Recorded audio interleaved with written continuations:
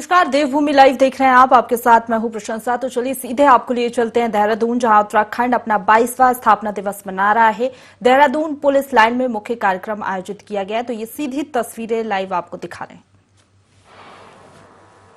राज्य स्थापना दिवस के इस शुभ अवसर पर आज के इस कार्यक्रम के मुख्य अतिथि हमारे प्रदेश के राज्यपाल, जिनका अभी उद्घोषक के द्वारा जब परिचय करवाया जा रहा था तो विभिन्न क्षेत्रों में देश की सीमाओं पर उन्होंने अपना संपूर्ण जीवन के 40 वर्षों को लगाने का काम किया। हमारे प्रदेश के राज्यपाल लेफ्टिनेंट जनरल सेवानिवृत्त श्री गुरमीत सिंह जी, उत्तराखंड सरकार में मेरे साथ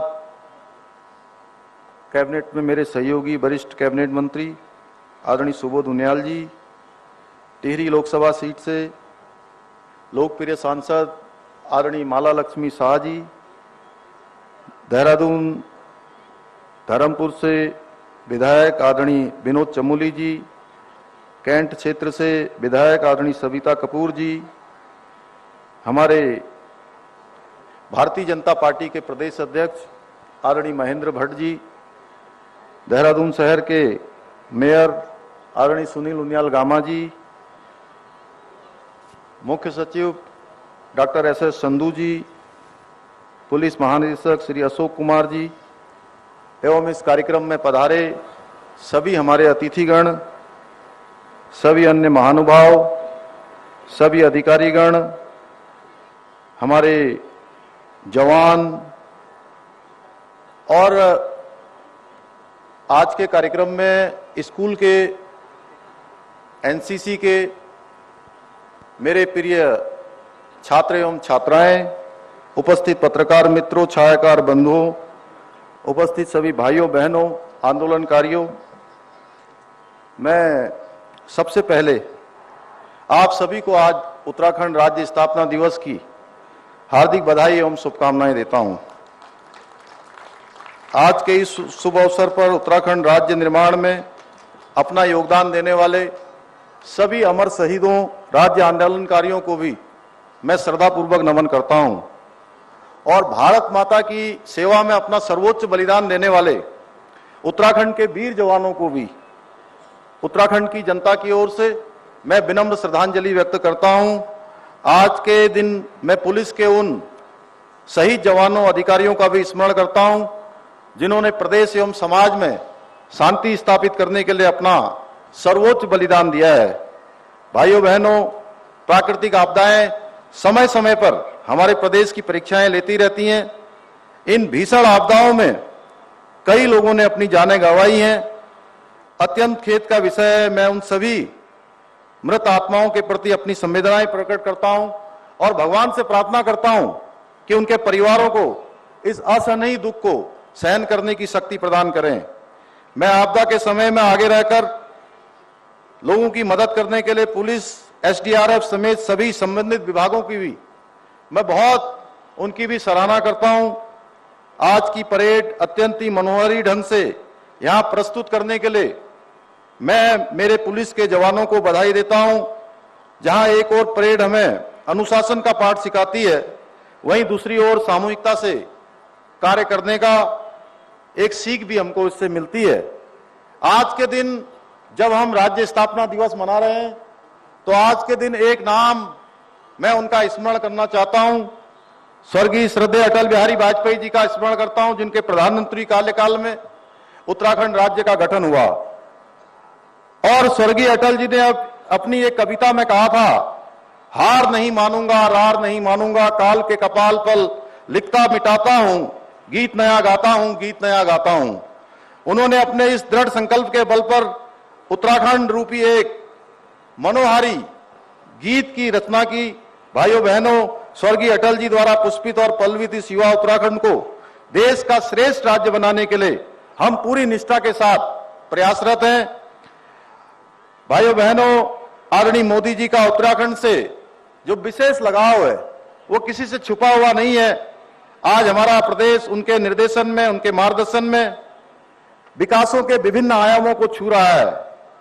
आदरणीय प्रधानमंत्री जी ने 2015 में प्रभावी प्रशासन के लिए जहां प्रगति अर्थात proactive governance and timely implementation का जो मंत्र दिया था, हमारी सरकार उसी मंत्र को मूल मंत्र मानकर कार्य कर रही है। आज विकास के कार्य देखने को हर जगह मिल रहे हैं। आदरणीय प्रधानमंत्री मोदी जी के नेतृत्व वाली केंद्र सरकार द्वारा लगभग 1 करोड़ लाख रुपए से भी अधिक की योजनाएं इसका मुख्य कारण है, जो हमको स्वीकृति के रूप में मिली हैं। इनमें से बहुत सारी परियोजनाओं पर काम चल रहा है और बहुत सारी परियोजनाएं पूरी हो चुकी हैं। आज जहां उत्तराखंड में सड़कों का कार्य तेजी से चल रहा है, अब वह दिन भी दूर नहीं है जब जल्दी पहाड़ में रेल जाने का सपना भी हमारा साकार होगा। ऋषिकेश से कर्णप्रयाग रेल लाइन का काम तेजी से चल रहा है। भाइयों बहनों, सड़कों और रेल की बातें ही क्या करें, आज हेली सेवा हो, रोपवे सेवा के माध्यम से माननीय प्रधानमंत्री जी के विजन के अनुरूप उत्तराखंड के सुदूर क्षेत्रों को विकास की मुख्य धारा से जोड़ने का कार्य किया जा रहा है। प्रस्तावित केदारनाथ व हेमकुंड साहब रोपवे इसका एकमात्र उदाहरण है। भाइयों बहनों, 2025 तक उत्तराखंड के प्रत्येक गांव को लिंक मार्गों के माध्यम से राजमार्गों और ऑल वेदर रोडों से जोड़ सकें। हमारा यह भी प्रयास है कि हेली सेवाओं के माध्यम से प्रत्येक नगर को महानगरों से जोड़कर पहाड़ों पर औद्योगिक विकास के लिए आवश्यक इंफ्रास्ट्रक्चर को विकसित कर सकें।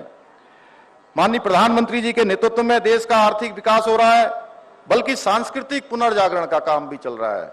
भाइयों बहनों, इस पर भी तेजी से काम हो रहा है। चाहे आज हम भगवान राम की जन्मभूमि अयोध्या को ले, या बाबा विश्वनाथ का पुनर्निर्माण हो, केदारपुरी बद्रीनाथ का पुनर्निर्माण हो, सौंदर्यीकरण हो, या अभी अभी हाल में ही महाकाल लोक जो राष्ट्र को समर्पित हुआ है मोदी जी के नेतृत्व में, भारत की अस्मिता, प्रतीकों और सांस्कृतिक धार्मिक धरोहरों का जिस प्रकार से संरक्षित और संवर्धित किया जा रहा है, उसको केवल शब्दों में व्यक्त नहीं किया जा सकता है। इसी सांस्कृतिक विकास गाथा के अंतर्गत आज केदारपुरी हो या बद्रीनाथ धाम हो, इसमें 1000 करोड़ से भी अधिक के पुनर्निर्माण और विकास के कार्य चल रहे हैं। भाइयों बहनों, हमने 4 धाम न सिर्फ हमारी आस्था व श्रद्धा के केंद्र हैं, बल्कि यह हमारी आर्थिकी की एक बुनियाद भी है। मुझे यह बताते हुए खुशी हो रही है कि जहां इस वर्ष यात्रा प्रारंभ हुई थी, यात्रा हमारे लिए बहुत चुनौतीपूर्ण थी, और उस चुनौती को हमारे पूरे उत्तराखंड की सरकार के द्वारा, उत्तराखंड के जनमानस के द्वारा, अधिकारियों के द्वारा इस चुनौती को स्वीकार किया गया। और इस वर्ष यात्रा में रिकॉर्ड तोड़ श्रद्धालु और यात्रियों ने उत्तराखंड के आकर देवभूमि के दर्शन किए हैं, देवी देवताओं के दर्शन किए हैं, और यह आंकड़ा इस बार 46 लाख को पार कर गया है। भाइयों बहनों, 4 धाम हेमकुंड साहब के दर्शन लोगों ने किए हैं। वहीं जब हम कोरोना काल से इसकी तुलना करते हैं तो यह संख्या 35% से भी अधिक है। मुझे यह बताते हुए भी खुशी हो रही है कि इस बार कांवड़ यात्रा में भी 4 करोड़ से भी अधिक कांवड़ यात्रियों ने मां गंगा का जल लेकर अपने अपने स्थानों को प्रस्थान किया है। यह संख्या पिछले कई वर्षों से अधिक है।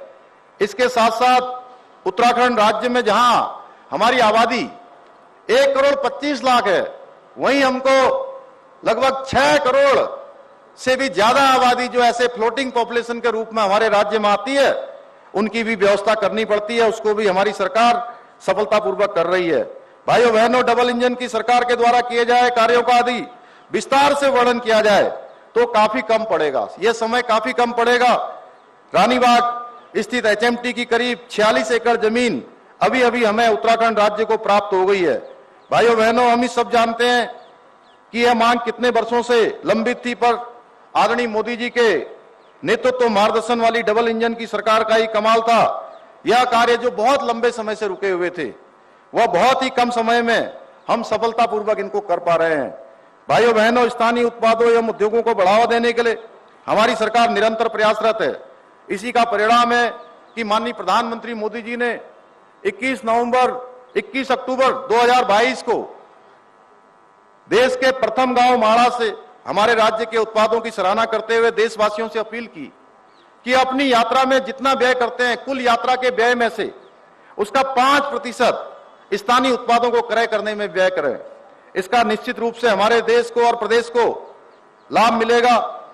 आदरणीय प्रधानमंत्री जी से हमने सीखा है किस प्रकार से एक एक पल और एक एक क्षण देश के लिए लगाया जाता है, मातृभूमि के लिए लगाया जाता है, उनको आदर्श मानकर पिछले 1.5 सालों में मुख्य सेवक के रूप में मैं अपनी दायित्व और क्षमता का पूरी तरह से निर्वहन करने की कोशिश कर रहा हूं। भाइयों बहनों, ऐसा कोई वर्ग नहीं है जिसके लिए हमने योजना न बनाई हो या कार्य न किया हो। हम सबकी केयर करने पर विश्वास करते हैं। केयर शब्द का अर्थ है committed, accountable, R for responsible, E for efficient, अर्थात हमारी सरकार विकास के लिए प्रतिबद्ध है, जनता के प्रति जवाबदेह है, भरोसेमंद है और अपने कार्यों को दक्ष तरीके से करने का प्रयास कर रही है। भाइयों बहनों, भारत जैसी विशाल जनसंख्या वाले किसी भी देश में सभी को रोजगार देना एक बहुत बड़ी समस्या है। हमारा प्रदेश भी इससे अछूता नहीं है, पर फिर भी हमने यह प्रयास किया है कि जहां संभव सरकारी नौकरियों द्वारा या युवाओं को स्किल में बढ़ोतरी कर प्राइवेट सेक्टर में उन्हें रोजगार के अवसर उपलब्ध कराकर फिर स्वरोजगार संबंधी नीतियों को सरल बनाकर अधिक से अधिक युवाओं को भली प्रकार जीवन यापन के संसाधन मुहैया कराए जा सके। इस अवसर पर मैं एक बात और स्पष्ट रूप से कहना चाहूंगा कि उत्तराखंड के युवा हमारा भविष्य हैं और हम युवाओं के साथ धोखा करने वालों के खिलाफ किसी भी सख्त कार्रवाई करने से पीछे नहीं हटेंगे। इसी का परिणाम है पहली बार भर्ती घोटाला करने वालों पर कड़ी कार्रवाई की जा रही है। पारदर्शिता और समयबद्धता को भर्ती के आयोजन के लिए हमने उत्तराखंड अधीनस्थ आयोग से भर्तियों को राज्य लोक सेवा आयोग को हस्तांतरित किया है। वर्तमान में जारी भर्ती कैलेंडर के अनुसार 7,000 पदों पर भर्ती प्रक्रिया गतिमान है। जल्दी ही 19,000 पदों पर भी भर्ती प्रक्रिया प्रारंभ की जाएगी। भाइयों बहनों, आप सबको यह जानकर हर्ष का अनुभव होगा कि स्कूली शिक्षा और उच्च शिक्षा में भी राष्ट्रीय नई शिक्षा नीति की शुरुआत करने वालों में उत्तराखंड देश के अग्रणी राज्यों में है। आज उत्तराखंड के राजकीय स्कूलों में 10वीं और 12वीं के छात्र छात्राओं, गवर्नमेंट डिग्री कॉलेजों के छात्रों को टैबलेट उपलब्ध कराए जा रहे हैं। हमारी सरकार की योजना है कि सुदूरवर्ती क्षेत्रों के सभी गांवों को वर्चुअल क्लासरूम से भी जोड़ा जा सके, जिससे इन छात्रों की शिक्षा के प्रकाश से दूर न रहें। भाइयों बहनों, क्वालिटी एजुकेशन के लिए सभी सरकारी विद्यालयों में एनसीईआरटी की पाठ्य पुस्तकें अनिवार्य की गई हैं। राज्य में चरणबद्ध तरीके से प्रत्येक जनपद में बालिका आवासीय विद्यालय खोलने की भी योजना है। साथ ही हमारी सरकार द्वारा आपदा, महामारी और दुर्घटना के कारण अनाथ बच्चों को स्कूली शिक्षा की व्यवस्था के लिए मुख्यमंत्री बालासई योजना भी प्रारंभ की गई है। कोविड महामारी के दौरान अपने माता पिता खोने तथा वाले बच्चों के लिए हमने मुख्यमंत्री वात्सल्य योजना प्रारंभ की है, जिससे ऐसे बच्चों के भविष्य को भी संवारा जा सके। हमारी वात्सल्य योजना को पूरी देश में सराहा गया है। भाइयों बहनों, उत्तराखंड आयुष्मान योजना के अंतर्गत प्रदेश के सभी परिवारों को 5 लाख रुपए तक के निःशुल्क इलाज उपलब्ध कराए जा रहे हैं। निःशुल्क पैथोलॉजी और जांच व निःशुल्क दवाइयां, गरीबों को स्वास्थ्य सेवाओं का लाभ दिया जा रहा है। हमारी सरकार ने भ्रष्टाचार को रोकने की दिशा में कदम उठाते हुए भ्रष्टाचार मुक्त 1064 ऐप भी लॉन्च किया है। इस ऐप द्वारा प्राप्त सभी शिकायतों पर गंभीरता से एक्शन किया जा रहा है। हमारी सरकार ने उत्तराखंड में वृद्धावस्था पेंशन योजना के अंतर्गत दोनों पति पत्नी दोनों दंपतियों को इस योजना का लाभ मिले, इस योजना को भी हमने लागू किया है। उत्तराखंड राज्य आंदोलनकारियों, विधवाओं, दिव्यांगजनों, आंगनबाड़ी आशा बहनों, लोक कलाकारों के मानदेय में भी हमने वृद्धि की है। अभी हाल में माननीय प्रधानमंत्री जी द्वारा माणा गांव में आयोजित सीमांत गांव को देश का पहला गांव मानने की हमारी प्रार्थना को स्वीकार किया तथा विकास को सर्वोच्च प्राथमिकता देने की बात भी कही है, जिसके लिए मैं आदरणीय प्रधानमंत्री जी का दिल की गहराइयों से उनका धन्यवाद करता हूं। हमारी सरकार दूरस्थ और पिछड़े क्षेत्रों के विकास के लिए पूर्ण रूपेण समर्पित है। इन क्षेत्रों में पर्यटन, आयुष, वेलनेस, आईटी, सौर ऊर्जा सहित सर्विस सेक्टरों को विशेष रूप से फोकस किया जा रहा है। लोकल फॉर वोकल पर आधारित एक जनपद दो उत्पाद योजना को स्थानीय लोगों के स्वरोजगार के अवसर पैदा किए जा रहे हैं। वहीं स्थानीय उत्पादों को विश्व स्तरीय पहचान दिलाने का कार्य भी किया जा रहा है। आज होम स्टे योजना से ग्रामीण अर्थव्यवस्था को मजबूती मिल रही है और इको टूरिज्म डेस्टिनेशन विकसित किए जा रहे हैं। सौभाग्य योजना के अंतर्गत पिछले समय में हमारे राज्य में 2,50,000 से अधिक घरों को रोशन किया गया है। हर घर को नल और नल से जल योजना के अंतर्गत ग्रामीण क्षेत्रों में केवल 1 रुपए पर पानी का कनेक्शन दिया जा रहा है। भाइयों बहनों, अन्नदाता की उन्नति से ही देश की प्रगति संभव है। इसे देखते हुए माननीय प्रधानमंत्री किसान सम्मान निधि के अंतर्गत 9,38,000 किसानों के खातों में 1767 करोड़ की राशि अभी तक हस्तांतरित की जा चुकी है। इसके अलावा किसानों को 3 लाख रुपए, महिला स्वयं सहायता समूह को बिना ब्याज के 5 लाख रुपए तक का ऋण उपलब्ध कराया जा रहा है। हमारी सरकार द्वारा फार्म मशीनरी बैंक योजना में 80% तक सब्सिडी भी दी जा रही है। आप सभी को यह जानकर खुशी होगी कि वर्तमान में प्रदेश में जैविक कृषि के 4485 क्लस्टर संचालित है, जिनके उत्पाद के विपणन के लिए जैविक आउटलेट भी स्थापित किए जा रहे हैं। सुगंध फसल आधारित एरोमा वैलियां विकसित किए जाने की योजना भी हमारी है। भाइयों बहनों, ईज ऑफ डूइंग बिजनेस में उत्तराखंड को अचीवर्स श्रेणी में शामिल किया गया है। मुझे यह बताते हुए खुशी हो रही है कि उत्तराखंड राज्य के अंदर अभी तक केवल गोवा के अंदर यह कानून लागू है, उसके बाद उत्तराखंड देश में समान नागरिक संहिता करने वाला दूसरा प्रदेश बनेगा। और इसके साथ साथ हमने इसके पीछे यह तर्क भी दिया था कि उत्तराखंड जहां 2-2 अंतर्राष्ट्रीय सीमाओं से लगा हुआ प्रदेश है, वहीं सैनिक बाहुल्य प्रदेश है, साथ में प्रत्येक परिवार से कोई न कोई सेना के अंदर अपना योगदान इस राज्य से देते हैं। इसलिए इस राज्य के अंदर यह समान नागरिक संहिता का कानून लगना चाहिए। उसके लिए हमारी कमेटी जो इस पर गठित की गई है, सेवा निवृत्त रंजना प्रकाश देसाई जी की अध्यक्षता में, वो पूरे प्रदेश के अंदर जा रही है और लोगों से सुझाव भी ले रही है। भाइयों बहनों, उत्तराखंड वीरों की भूमि है। यहाँ के जवानों ने हमेशा मां भारती के शीश को उठाने का कार्य किया है। मेरे जैसे सामान्य परिवार से आने वाले सैनिक पुत्र को मुख्य सेवक के रूप में इस माटी की सेवा करने का सौभाग्य प्राप्त हुआ है। मुझे वह समय भी याद है जब बिजली से हटकंडों के सामने हमारी सरकार मौन रहा करती थी। हमारे वीर सैनिक हाथ खोलकर दुश्मनों पर अपनी कार्रवाई नहीं कर पाते थे। आज हमारी सेना दुश्मन के घर में दुश्मन को मारती है। सीमा पर अगर कोई गोली आती है तो गोली का जवाब देने के लिए किसी से पूछना नहीं पड़ता है, बल्कि गोली का जवाब गोलों से देने का काम हमारी सेना करती है। ऐसे वीर जवानों को सम्मान देने के लिए हमारी सरकार ने सैन्य धाम जैसे महान स्मारक निर्माण का कार्य कर रही है, जिसे आदरणीय प्रधानमंत्री जी ने 5वें धाम की संज्ञा दी है। हमारी सरकार ने यह भी फैसला लिया है कि शहीद सैनिकों के परिवार से किसी एक सदस्य को सरकारी नौकरी में समायोजित करेंगे। साथ ही वीरता पदक से सम्मानित सैनिकों को एकमुश्त देय अनुदान भी में वृद्धि की गई है।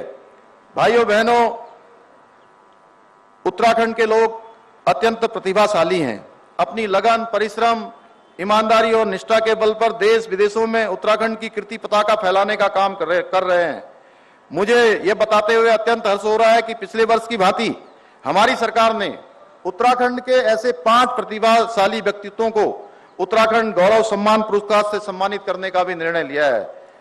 इस वर्ष यह पुरस्कार भारत के वर्तमान राष्ट्रीय सुरक्षा सलाहकार श्री अजीत कुमार डोभाल जी, भारतीय फिल्म सेंसर बोर्ड के अध्यक्ष श्री प्रसून्न जोशी जी, पूर्व चीफ ऑफ डिफेंस स्टाफ स्वर्गीय जनरल बिपिन रावत जी, लेखक और वीरताकार स्वर्गीय गिरीश चंद्र तिवारी गिरदा जी, साहित्यकार और पत्रकार स्वर्गीय बीरेन डंगवाल जी को प्रदान किया जा रहा है। पिछले वर्ष हमने जिन 5 महान हस्तियों को उत्तराखंड गौरव सम्मान दिया था, उन्हें भी मैं याद करना चाहूंगा। स्वर्गीय Narayan Dutt Tiwari ji, doctor Anil Joshi ji, Shri Ruskin bond जी, श्रीमती बचेंद्री पाल जी और श्री नरेंद्र सिंह नेगी जी। मुझे आशा ही नहीं, पूरा विश्वास है कि उत्तराखंड गौरव से सम्मानित होने वाले गौरवशाली नायकों की विशिष्ट कार्यों से लोगों को, विशेष रूप से हमारे आने वाली नौजवान पीढ़ी को, हमारे आने वाले कर्णधारों को प्रेरणा मिलेगी। हमने तय किया है कि राज्य का घरेलू घरेलू उत्पाद को वर्ष 2027 तक दोगुना किया जाए। राज्य के संसाधनों के समुचित उपयोग और आय के स्रोतों का चिन्हीकरण करते हुए सकल घरेलू उत्पाद को बढ़ाने के लिए सुझाव देने हेतु शीघ्र एक सलाहकार फर्म का भी चयन किया जाएगा। प्रदेश में ऊर्जा उत्पादन को बढ़ाने हेतु निवेशकों को आकर्षित करने हेतु 3 माह के भीतर सरलीकृत लघु जल विद्युत नीति और सौर ऊर्जा नीति बनाई जाएगी। विद्यालय शिक्षा विभाग के अंतर्गत विद्यालयों की अवस्थापना सुविधाओं के सुदृढ़ीकरण एवं विस्तार करने तथा शिक्षा की गुणवत्ता को बढ़ाने हेतु रूपांतरण कार्यक्रम के तहत प्रतिवर्ष 200 विद्यालयों को रूपांतरित किया जाएगा तथा अगले 5 वर्षों में 1000 विद्यालयों को सुदृढ़ किया जाएगा। यह कार्य अन्य विद्यालयों में चलाए जा रहे अन्य कार्यक्रमों के अतिरिक्त रूप से किया जाएगा। जम्मू कश्मीर एवं हिमाचल प्रदेश की तर्ज पर उत्तराखंड में भी कम मूल्य वाली फसलों के स्थान पर उच्च मूल्य वाली फसलों को बढ़ावा दिया जाएगा ताकि फसल उत्पादकों की आय को बढ़ाया जा सके। पर्यटन के क्षेत्र में निवेश को आकर्षित करने के लिए नई पर्यटन नीति 3 माह के भीतर बनाई जाएगी। राज्य में पशुपालकों को आर्थिक रूप से सशक्त बनाया जाएगा। इसके लिए राज्य पशुधन मिशन की शुरुआत की जाएगी। प्रदेश में आगामी 5 वर्षों में 10,000 महिला समूह को उद्यमी बनाने का लक्ष्य हमने तय किया है। इसके तहत कोई भी महिला तथा महिला समूह ग्रामीण क्षेत्रों में उद्योग लगा सकेंगे। हम प्रदेश की महिलाओं की सुरक्षा और सशक्तिकरण के लिए गौरा शक्ति एक्ट शीघ्र लॉन्च करेंगे। इसके माध्यम से हमारी बहन बेटियों अपनी ऑनलाइन पंजीकरण कर सकेंगी, पुलिस सुरक्षा के घेरे में आ जाएंगी। हमारी ग्रामीण और शहरी क्षेत्र की महिला स्वयं सहायता समूह अपने उत्पादों के बेहतर विपणन व्यवस्था और सुविधा के लिए ऑनलाइन मार्केटिंग प्लेटफॉर्म शीघ्र उपलब्ध कराया जाएगा, जिसमें विभिन्न विभागों के बैंड जैसे हिमाद्री, हिलांस इत्यादि को बिक्री हेतु एक ही मंच मिल सकेगा। प्रदेश की कानून व्यवस्था को चुस्त दुरुस्त करने के लिए इनामी बदमाशों को पकड़वाने वाले लोगों को पुरस्कृत किया जाएगा। इस हेतु पुलिस विभाग के अंतर्गत हम ऐसी व्यवस्था सुनिश्चित करने का प्रयास करेंगे कि उत्तराखंड के आंदोलन का इतिहास, लंबा एक इतिहास उत्तराखंड के आंदोलन का रहा है, जिसमें हमारे शहीदों का योगदान रहा है, आंदोलनकारियों का योगदान रहा है, मातृशक्ति का योगदान रहा है। उत्तराखंड के आंदोलन का इतिहास तथा लोक संस्कृति के विभिन्न आयामों को हमारी पाठ्य पुस्तकों में भी इसको शामिल किया जाएगा। प्रदेश की तहसील स्तर की समस्याओं को समाधान के लिए मुख्यमंत्री चौपाल कार्यक्रम प्रारंभ किया जाएगा। ये योजना हमारी सरकार जनता के द्वार कार्यक्रम को धरातल पर उतारेगी। यह चौपाल विभिन्न विभागों के सचिवों, प्रमुख सचिवों और जिलाधिकारियों द्वारा राज्य के विभिन्न स्थानों पर आयोजित की जाएगी। इस योजना द्वारा लोगों की समस्याओं का सीधा निस्तारण करने में मदद मिलेगी। भाइयों बहनों, हमारी सरकार का एकमात्र लक्ष्य है उत्तराखंड का विकास। हमारा एकमात्र ध्येय है उत्तराखंड की प्रगति। अपने इस ध्येय की प्राप्ति के लिए हम पूरी निष्ठा और समर्पण के साथ राज्य की सेवा में जुटे हैं। उत्तराखंड के 1 करोड़ 25 लाख भाई बहनों की सेवा में जुटे हैं। हमारा संकल्प है कि 2025 तक जब हम अपनी स्थापना का रजत जयंती वर्ष मना रहे होंगे, तब तक हम उत्तराखंड देश का श्रेष्ठ राज्य बन जाए। और हमें विश्वास है आप सभी के सहयोग से, पूरे प्रदेशवासियों के मार्गदर्शन से और सबके साथ चलने से, कदम से कदम मिलाने से, साथ पर साथ चलने से, आप सभी के सहयोग से हम इस लक्ष्य को हासिल करने में अवश्य सफल होंगे। यही विकल्प रही संकल्प लेकर हम प्रदेश का विकास सुनिश्चित करने की दिशा में आगे बढ़ रहे हैं। अंत में मैं उत्तराखंड की अपनी 1.25 करोड़ जनता से, देवतुल्य जनता से यही कहना चाहूंगा, निर्भय हो निज कर्म क्षेत्र में, रुके न हम बढ़ते ही जाएं, विजय शिखर पर दृढ़ प्रतिज्ञ हों, हम सदैव चढ़ते ही जाएं, हम सदैव चढ़ते ही जाएं। बहुत बहुत धन्यवाद। जय हिंद, जय भारत, जय उत्तराखंड। भारत माता की, भारत माता की, भारत माता की। धन्यवाद महोदय।